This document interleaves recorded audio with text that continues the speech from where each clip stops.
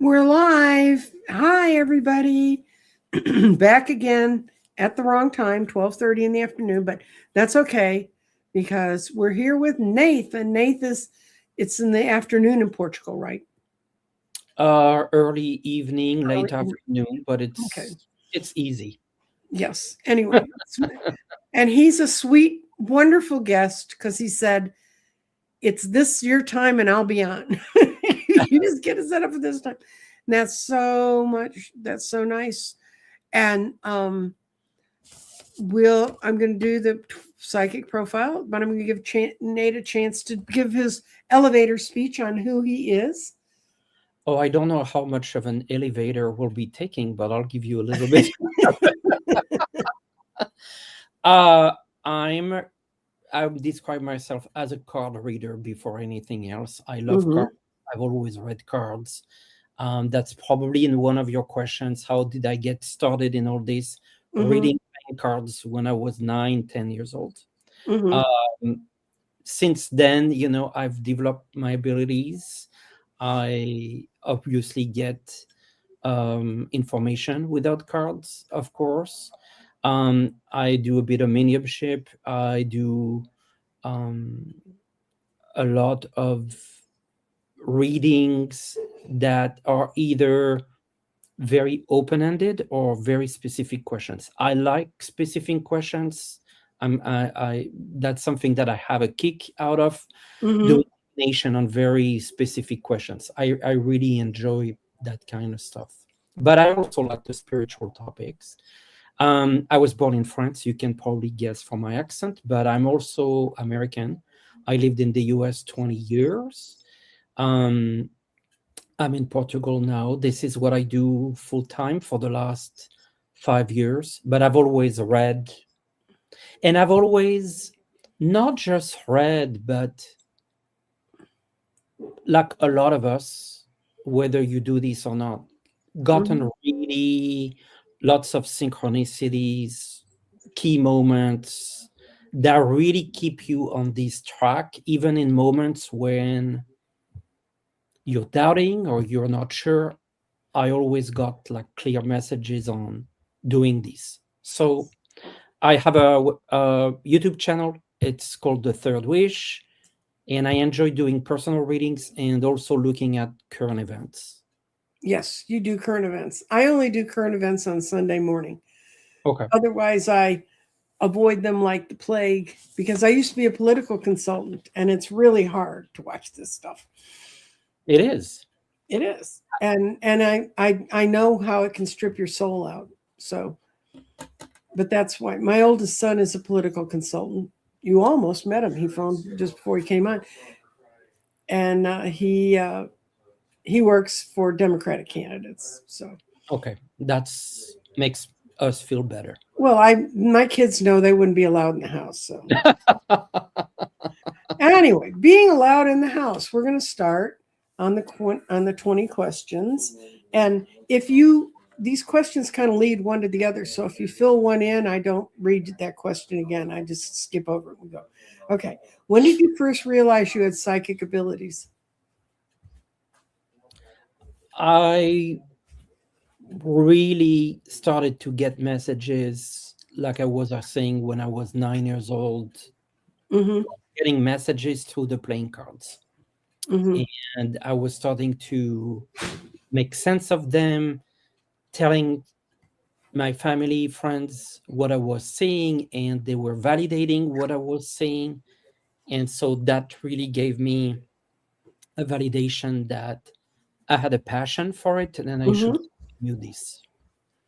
And you were raised in France. So Yeah, they're not afraid of it over there, are they, like they are in the States? it was very common back then to go to a card reader, Mm-hmm. but it's a very different way. I think you can understand this. Obviously, now in an American setup, you go to a reader, you usually go for a 15-minute consultation or 30-minute or Mm-hmm. hour.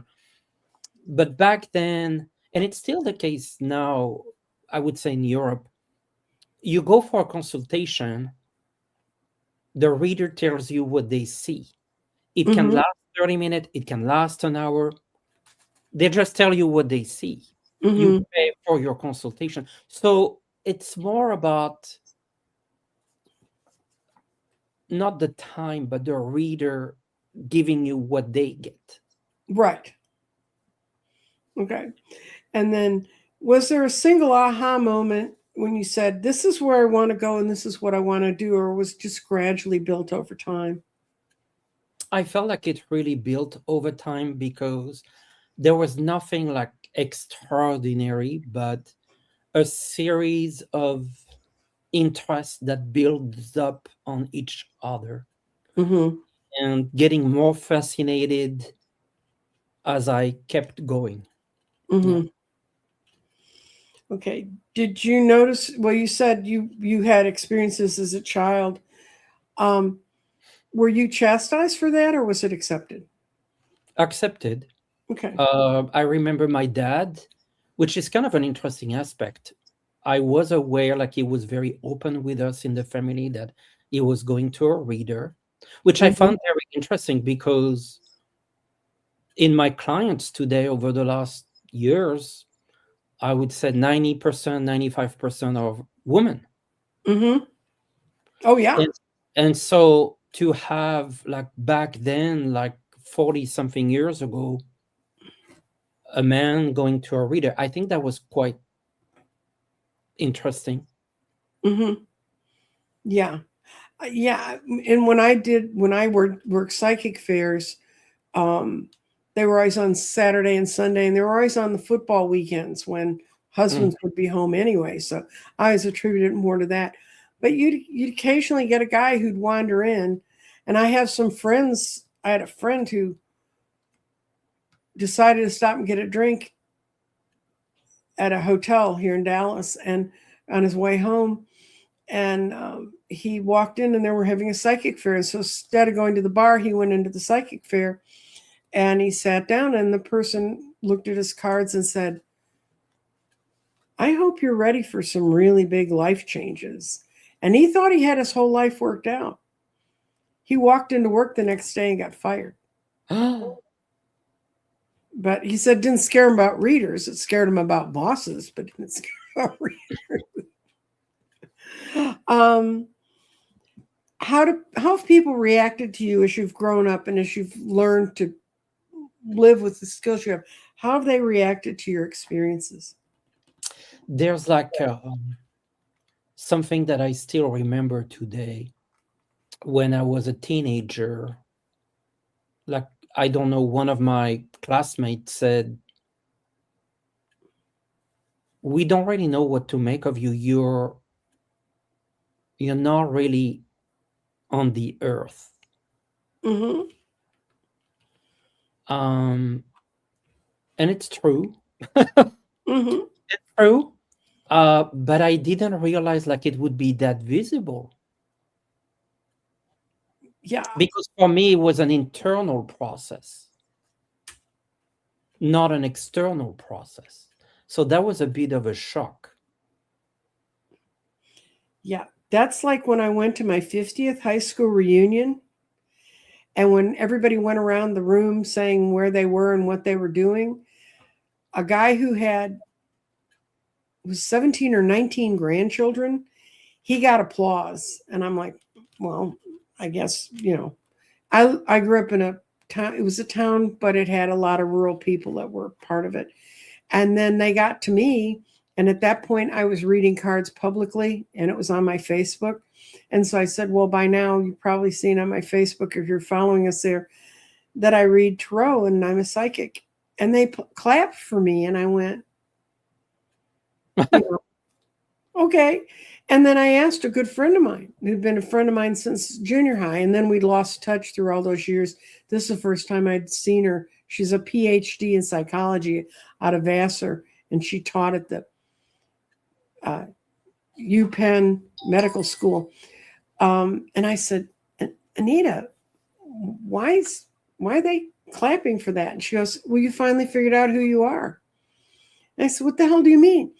And she said, don't you remember everybody used to fight to be in your study groups in the history and literature classes?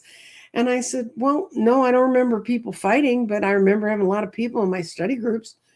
And she said, you used to write out 90% of the questions. We all thought you had a test file somewhere. Oh. And she said, we finally realized that you were always telling us things before they happened, and you seem to think that's how everybody worked. Mm-hmm. So, and your friend, at least your friend was nice enough to come say, you're weird. My friends were like, my friends that were my closest friends were like, yeah, she's weird, but she's our friend. But the other people were just like, oh, we're so glad you found out who you are. And I'm like, oh, okay, I'm glad. It took me so long. Did you seek training or did you learn your things on your own? My first big training was tarot. I Mm-hmm. was 18. I remember it like it was yesterday. It was a lady who was a hairdresser. I would go to the hairdresser salon and Mm-hmm. she would take me upstairs in the attic. That was very mystical. Mm-hmm. And I remember learning tarot like if it was yesterday. And the way that I learned is by she would make me hold a card, Mm-hmm. close my eyes, and tell what I saw. Mm-hmm. Through your skin, right. And I still have the script here of what I said for each card, and Oh, I'm planning wow. to do something with it. But it was fantastic because that's exactly how my philosophy is today. Like, if you start with this, don't start with a book, start with you, start with what Mm-hmm. you see, start with what you feel. The book's gonna take you to the not the wrong direction, but a predetermined direction. You have the benefit of being totally quote unquote virgin to this and Mm-hmm. this time. Hmm. Well, that's true. I teach tarot, but I always start with numerology because if you Uh, understand 1 through 9, you know most of the deck. And then we go into the particulars. But I've never tried the putting my hands because that doesn't work for me. But I'm glad it worked for you. well, and of course, I read a lot of books afterwards that went to add on to what I was feeling and realizing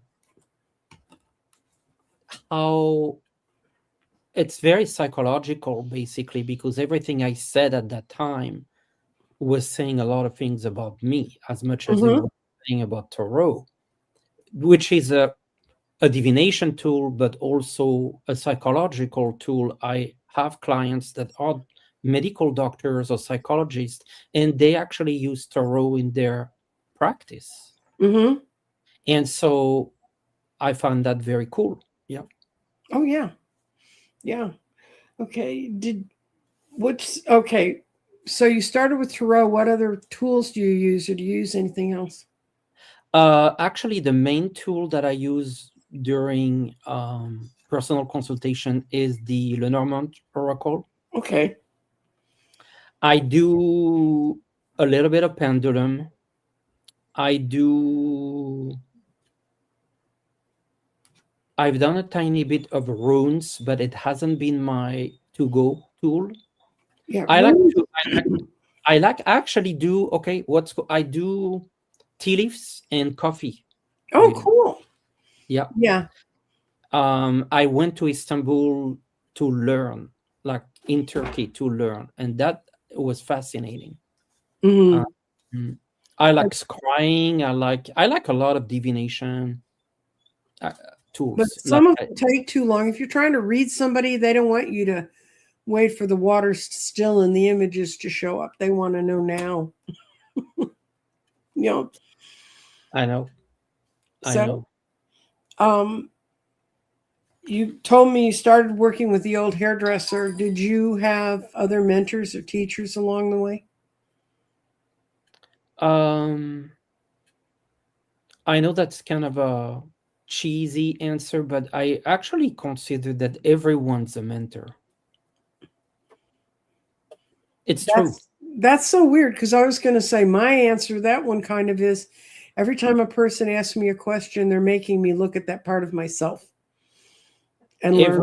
Every I can tell you, and maybe you had that feeling is caught myself doing a reading for a client and realizing, whoa, that message is also for me. Mm-hmm. I had that one time in a period of my life where I was going through a divorce and a child custody thing. I was reading at a psychic fair. Every single person that came up to my table was in a custody battle, had been in a custody battle, and yeah, and it wouldn't go away. So finally, this guy walked up, and I thought, "Oh, good, it's going to be a guy." And he was he was there about his custody battle. I mean, and that's when I really learned that one of the best things about learning how to read is I can't read my own cards per se. I can't say, okay, I can pull a card a day and say, what's happening now? But I can't read long, intense reading. I can't read my kids. But Yeah. I can, but in reading other people, the patterns that the universe pulls in around me, that's pointing it out, saying, look at this. That's a synchronicity for those of you who wonder. Yeah, I agree. And what's the best advice you ever got from a teacher? Mm.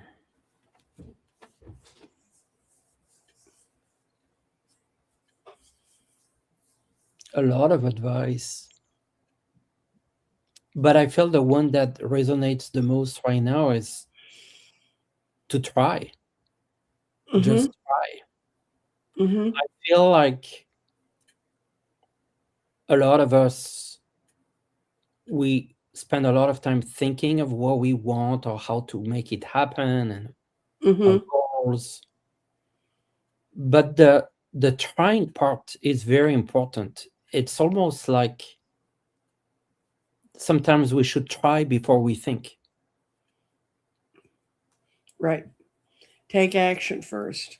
Because it will give you a feel for it that can't beat all the ways you've been trying to imagine how it Mm-hmm. would be like. And so I feel like sometimes, of course, like it depends on the situation, but just give it a try, see how it feels. Mm-hmm. I've had several different kinds of readings, like my 12-month reading that I do. I Mhm. developed it to read at a New Year's party because I want to be able to put something Yeah. out and give people stuff to carry away. But that over the years has become such uh, the cards don't read the same way as they read when I'm doing other readings, and I Mhm. really do learn from that a whole lot. Yeah. And past life readings. Do you do past life readings? No, that's actually something that I have not touched on, but Okay. at all. Yes, sometimes I get question and I get answers, Mm-hmm. but it's just gaining information that I would get like any questions. I've never done really deep past life, nor that I've gotten a past life reading for myself. Oh, okay. Well, that can be arranged. Um, how do you decide what's the difference between psychic impressions and imagination? Or a thought, which could just be just a thought. Right. Just a thought that wanders through. Yes, I get this question all the times, and my answer is very simple. It just feels differently. And I can't put that into words. Exactly. But what I can tell you is like it's gonna feel very differently. Yeah. And the other one I had is every time I'd start a reading, when I was reading in the wine bar that night, I'd set my whole table up and I'd always have that thought, what if it doesn't work tonight? What if it's not there? And finally, my main guide, Addie, just said, read the damn cards. You're going to be fine. That's exactly right. And you could be, I think it's fair to say that not every day is the best day. There are better days than No. others. And when this is not your best day, you still have plenty to use. Mm-hmm. You got a lot to pull on. Yes. That brings us to the next question. Were there ever moments when you really doubted yourself? Actually, I feel like it may be fair to say that I always doubt. Mm-hmm. So you But just push sometimes a through. lot more than others. Sometimes a Mm-hmm. lot more than others. And it's been really cycles. And what's been very interesting is when I got to those moments that I doubted the most, Mm-hmm. the universe, spirit gave it to me in a way that they were almost like slapped me and Mm-hmm. said, "You still doubt now?" Mm-hmm. Something like would happen that I just couldn't believe. Yeah. So, and they always do that. So you're still doubting? What else do we need to pull? Mm-hmm. And it's very serious. And Oh no, I mean, I hate those moments because it shocks you like a very, very crazy paranormal activity. And I was like, okay, I won't do it again. And then I do it again. And then do it again. mm-hmm. Okay. How do you handle skepticism from others? If somebody comes up and they're really a skeptic, do you handle them or do you say, fine? Well, first of all, I would say that I'm not asking you to believe anything. Mm-hmm. Let's just put that out there. You're not coming here to believe. I'm not asking you to believe. I'm here to give you information. Mm-hmm. If it resonates with you, that's great. If it doesn't resonate with you, I'll accept it. Mm-hmm. I think that's the only thing I can say. Yeah, I know. That's okay. And have your abilities gone through strong and weak phases, like where you really? I have specific ones. When I was pregnant, I couldn't read cards, Oh, but I don't expect you had a pregnancy to talk about. So maybe in a past life, but maybe in a past life, but in right this now, life, no. In this life, no. And I don't feel like there's been moments where it was weak, but I certainly feel through the days, through the weeks, there's hmm ups and downs, right? okay, yeah, I don't do well after 8 or 9 in the evening. I just Uh, I it because then I can't go to sleep till like 3. right. I'm useless in the morning. Yeah, well, your clocks are completely different than mine. How do you protect your own energy? um, I don't go through something really, really robust, but Mm-hmm. I would always kind of imagine a white light of protection real quick, like that's something that I pull real quick. And then on an ongoing, but really, really ongoing, I always have candles. Yeah. And this is my protection. Mm-hmm. Like they really work for me from that standpoint. Yeah. Um I have also gotten this Egyptian dog, which is I believe Anubis. Yes, that's Anubis. And Anubis protects me, is an underground, like there's all Mm-hmm. the layers. Is the watchdog and he's on my desk.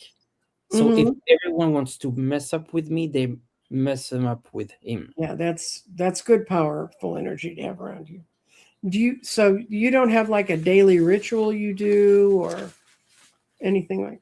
I don't. Well, my daily ritual is when I light up the candle in the morning Okay. and I just ask for general protection. Yeah. And then I Okay. say thank you when I take them down at night. Yeah. Okay. Now we're going to talk about wisdom and thoughts that you've learned through the ages. Ooh. Woo. Do you think psychic abilities are innate, or could anyone develop them? Of course, anyone. Of course, anyone. Anyone has, in my view, psychic abilities. It's a muscle. We all have this muscle. Some people go to the gym more than others for this Mm-hmm. particular muscle. But everyone has the ability to develop it, but not everyone does. Mm-hmm. That's true. Okay. And then if someone can, people used to come up to me and they'd say to me, well, I think I might be able to do this. Um, what signs would you expect to hear from someone who thinks they might have figured out they're gifted?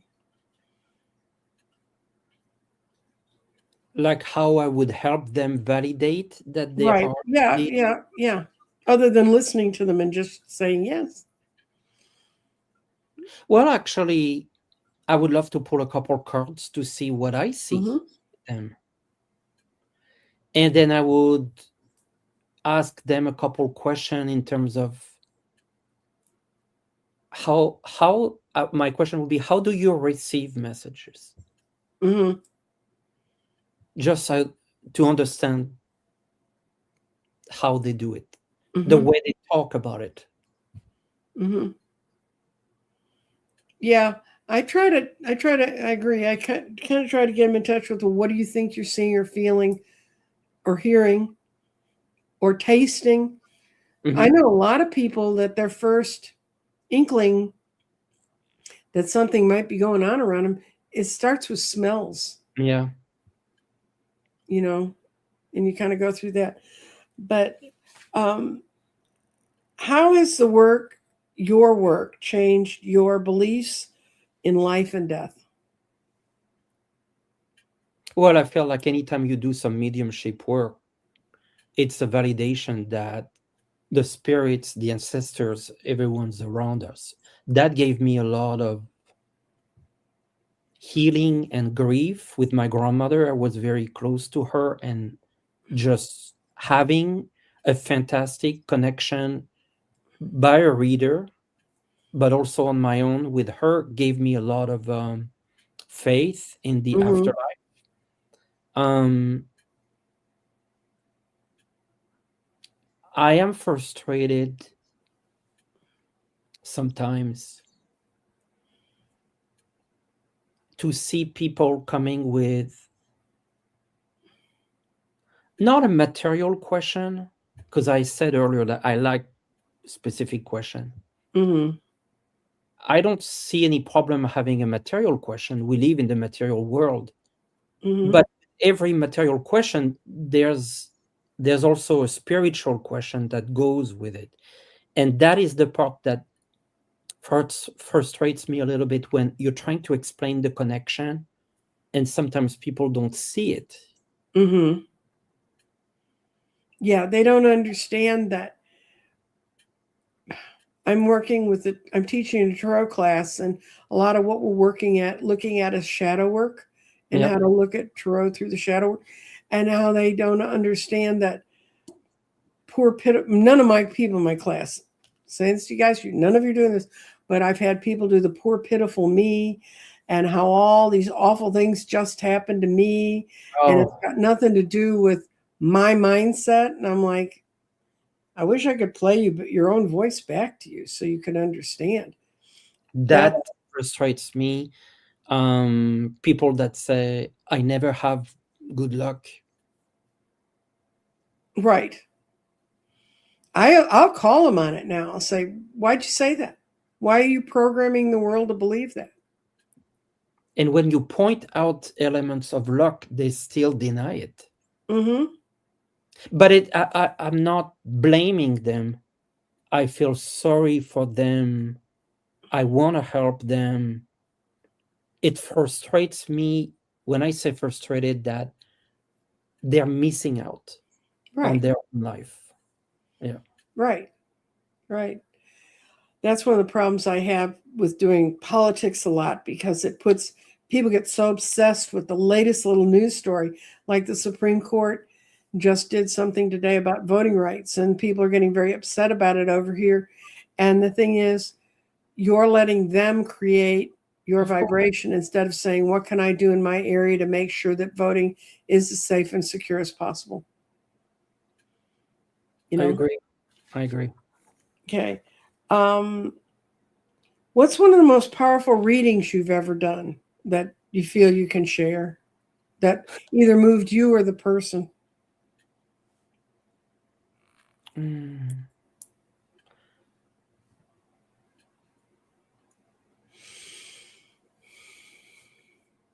I don't have a specific one. I feel like there's a couple readings that moved me to tears, just Mm-hmm. how strong the connection was with the person. Oh, okay. Like we connected like deeply on the same vibration. Mm-hmm. And it was just beautiful. Like that energy just spoke for itself. It was beautiful. Mm-hmm.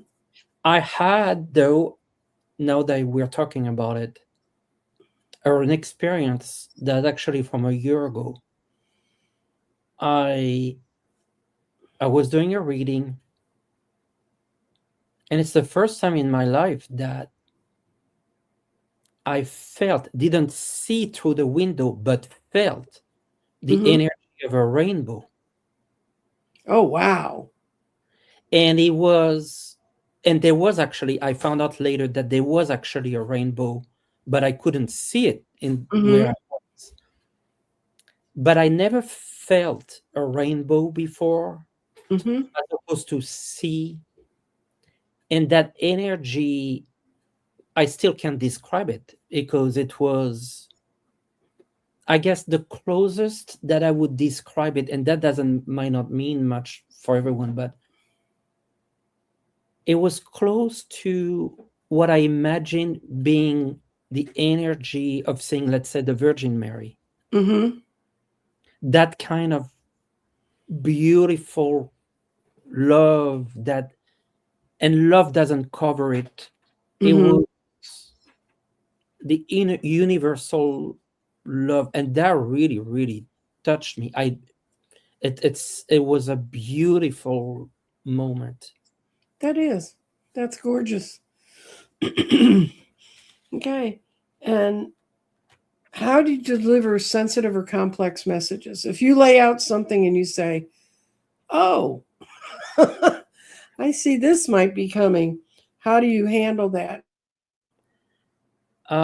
Well, people are telling me that I'm good at it. Mm-hmm. I feel it's because I really care a lot about sharing like difficult information with a lot of compassion and Mm-hmm. care. And really, what I try to do is I try to get the person get to this information like on a journey. Mm-hmm. So if I see something that looks very negative, I would start to bring like, how do you feel about this topic? Mm-hmm. Have them talk about how they feel, to kind of get a sense of how far they are from this reality. Because Mm-hmm. this, what we see as very negative, maybe they don't see it as negative, or Mm-hmm. they're very aware that it might happen, or they might not have a clue. I don't know at that time. So I first try, maybe the tip here is I'm trying to get a sense of how much of a distance they are Mm-hmm. today from this reality. And then that dictates how I share the information. If they don't expect it at all, okay, I'm gonna walk them through slowly. If they're almost there, then I said, yes, I feel like this is what's gonna happen. Yeah, I think we have to balance it because it's like somebody said to me, what if you saw that I was going to get hit by a bus? And I'd look at him and I said, I tell you to be very careful on curbs and to look both ways. All I can do is to empower them in how to protect Yeah, themselves. You know? yeah, I would be very careful of sharing information like this, because people might say, okay, well, I'm so scared that I'm never gonna go out of the That's house. right. You don't want to, and we're not 100%. We see what we see, what we're allowed to see. So I'm trying to like stay in what I see. It's a fine line. I feel Mhm. like I don't want to hide anything, but I don't want to get into people panicking for no reason either. Well, I agree. I don't want.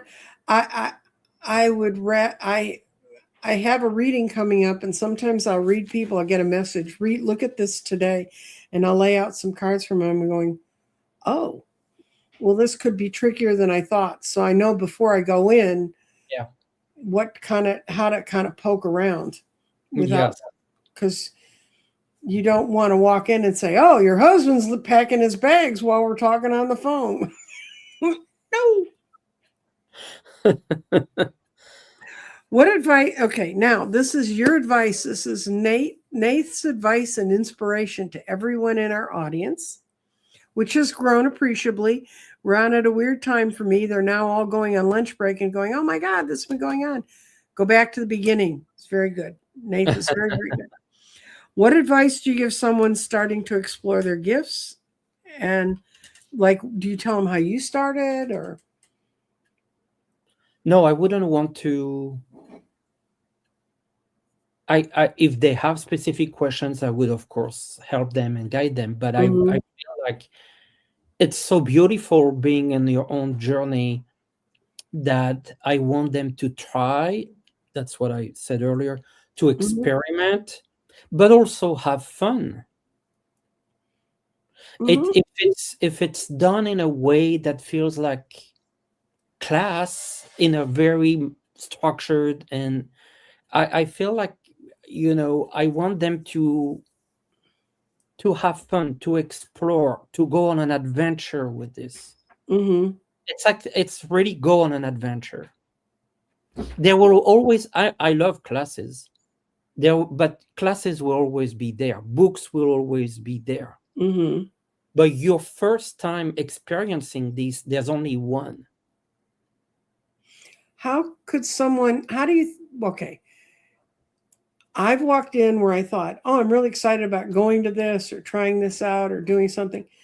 And then I got there and I have my own set of personal red flags, things I see that say this is probably not the best place for me to be or for me to train. Do you have any sort of red flags that you see about engaging in the psychic community? Well, yes. For me, the rule number one for a reader is you cannot judge. So if someone judge, it's wrong, you should be doing this, you should be doing that, I don't like that at all. No, I don't either. I've messed my own life up enough without messing somebody else's up. Thank you. Because first of all, we're here to help, we're not here to judge. And I had people come to me who had done bad things. But they don't come to me to tell them you're doing something bad or you've done something bad. What's the whole point? I don't get that. But now if they say, do you see me getting in trouble? Well, yeah, I feel like you're a high risk of having severe trouble. You do what you do. You do you. I'm here to tell you what I see. And the rest is with you. That's another thing. I don't want a read. I don't agree with readers that try to bring their own ideas and framework into the client. I try to not catch myself doing that, because obviously we're born, we develop our own views.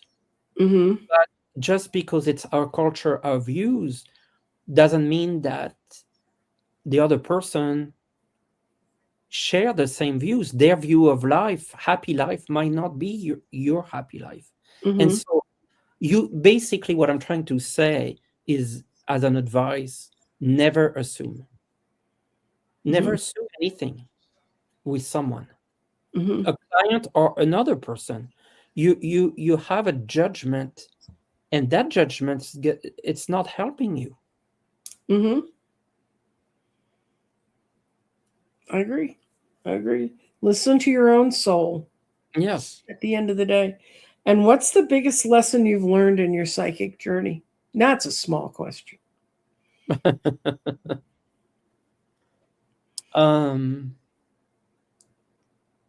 Well, a lot of gratitude for my own life Mm-hmm. because I've been fortunate in this life. Yeah, has it been easy all the time? No, but when you do read, you come across people from all walks of life, from all kinds of life experiences and situation.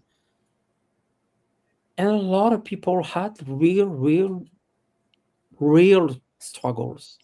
And so if you've been fortunate not to have those kind of struggles, you need to have a lot of gratitude, but also because you didn't get through those struggles, maybe you didn't benefit from the lessons. And Mm-hmm. so it's putting a lot of work on you to learn the lessons that you didn't learn because you had, quote unquote, a fairly easy life. Mm-hmm. Yeah. Yeah, I understand. I've I've had astrologers tell me you don't want a whole lot of trines on your chart because squares and oppositions are the things that poke you in the head and make you move. So, well, Yeah. that's the end of the interview, but I wanted to tell you some other things Nathe is up to. Um, this is a deck Nathe created, and you can find it online, and he's got his own little version of it there, and it's all based on saints, mystical tarot of the saints. And it was so much fun when I got this deck to sit and look and see how he picked which card, how he matched saints to which cards. And if you don't know saints, it could be a real fast lesson in learning about them. Yeah. And what else? What else you got going, Guy?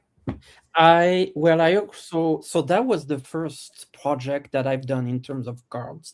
The second project, something that's actually completely different, but easy access or easier access, was this project, the Voices of the Whales, Okay. an oracle deck with whales, and it's basically, you can see this, it has one keyword on it, and Oh, so it's cool. kind of an interesting access to use the energy from the whales. I'm fascinated by whales.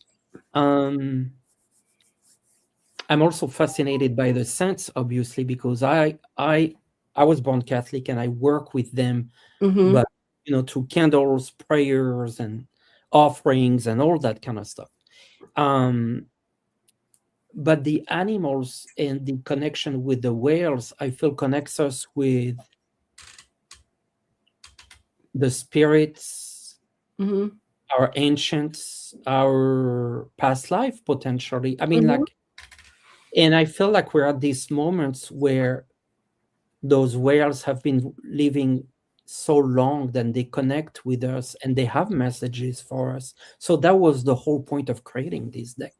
Have you been following the scientists that have decoded what they're saying to each other?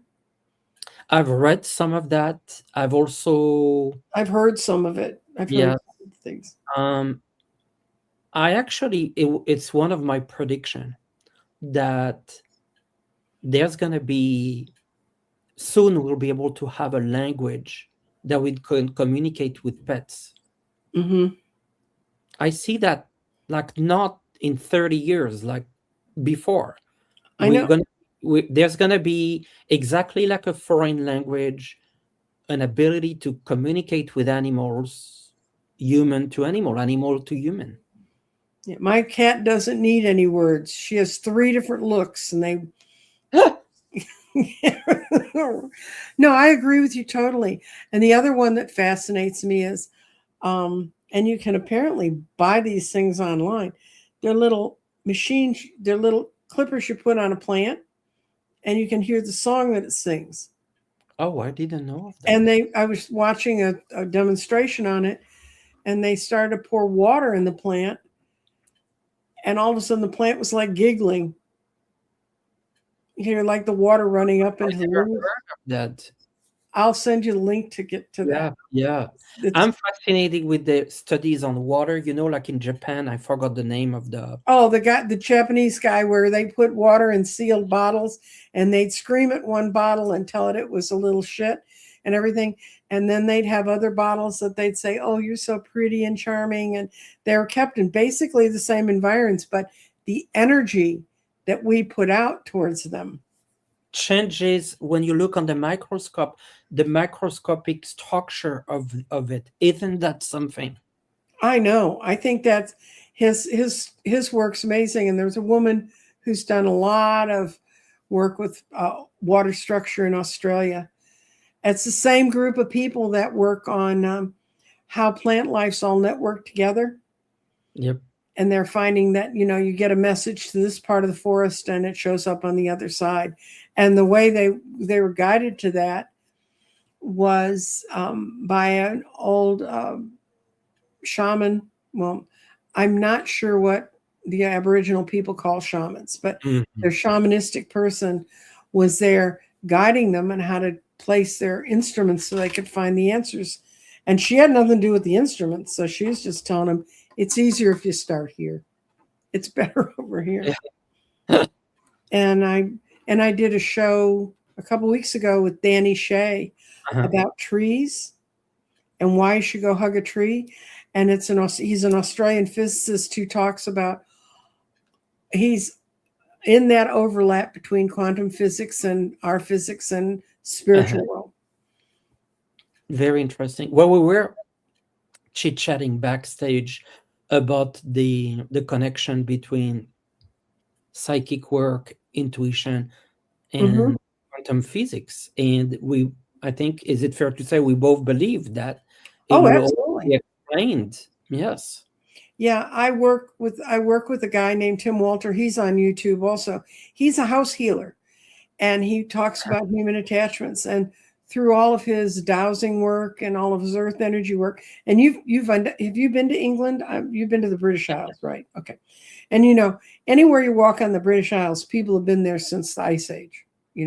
So you dig down 3 feet, there's something there. So he was talking about how he feels so in touch with all that. And actually, they're finding here in the US and especially up in Canada, they're opening up a lot of areas that they thought humans weren't on, and they're finding out, oops. Okay, we're going to show this one. This is the guy that did the. Oh, yes. There. Yes. Thank you, Ultimate Cat. Thank you. Yep, that's exactly. And there's all of these natural phenomena that are tying together, and that goes together with a bunch of work I've done with elementals and fairies, and I have a ley line tree, and that I go out and talk to Hogarth all the time. There's so much fun, and there's so many ways to look at what we do. To just wait for someone to lay another card for you is, there's a whole world full of information out there. Oh, there's just so much. I feel like this is always. I feel always that our time is running out to learn so much. How to pick what you learn. There's so much to learn and so little time. But there's so much that we can get familiar with, like all of Central Europe, where they're opening up and finding all, like Lego in Turkey, where they're finding all those old cities and things that predate the Egyptians. And I remember when I was a little girl, man, the Egyptians were it. I used to go to the Oriental Institute at the University of Chicago. I hated the unwrapped mummies. I thought, why didn't you leave them where they were? But there's so many places like this in the whole world. And, and in the continent I live on, which people seem to think was vast, and they're now finding more and more and more and more and more. And some of it's that it was basically the racism that kept them from looking at it. But it's also, they have new scanning techniques. They have new instruments to find it. And we have to learn that we're not, how much time has happened that we're not aware of. And, and that's a synchronicity. All of a sudden, one day you'll find out about something and you'll realize, oh, that really relates to what I do. So, and someone asked a political question, and we are not taking personal questions or political questions today. Thank you, folks.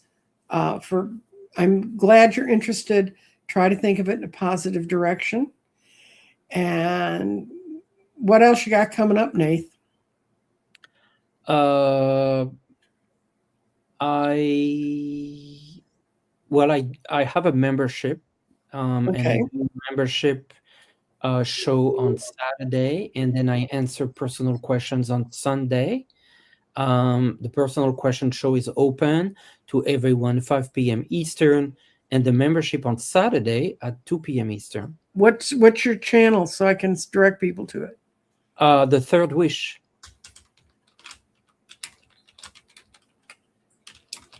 It says it on his little thing, but I'm going to write it in great big print. Thank you. And so people can see it. Yep. That's Nate's channel. Go look that up on YouTube. And I was so excited that you made time to come over here to visit us. I was so happy to visit you and spend time with you in your community. And I'm so glad that you reached out to me. I know we crossed paths, and that was meant to be. Yes, Sabrina. Yes, we were on a show about things that readers do that are other than reading. And really, everybody go give Nate a look. You'll see him. He pops up with Andre. He pops up with Linda. He pops up in lots of places. And I would love to extend the invitation for you. I would love to come over. Yes, of course. We'll find something like it's an introduction video. We'll find something fun to do. Okay. Well, and everybody, we're coming up on the hour, and I don't like to keep you longer than I say I would. Thank you to everyone who showed up, and I look forward to meeting you again. Bye.